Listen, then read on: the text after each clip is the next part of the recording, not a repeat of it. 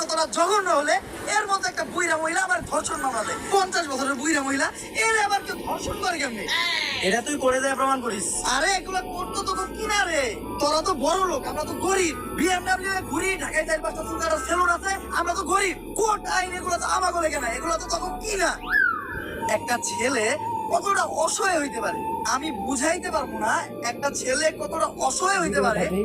একটা দুইটা না, 5-5টা মামলা করতে 50 মহিলা আমার নামে। আমার যেমনে খুশি অন্যের না চাইতাছে। আমার একটা লাইফ আছে ভাই, আমিও মুভ অন করতে চাই। আমি ঘুরমু ফিরমু দুদিন কম করমু, খাইয়া দিমু, মস্তি মস্তি করমু মেয়েগুলো লাগে।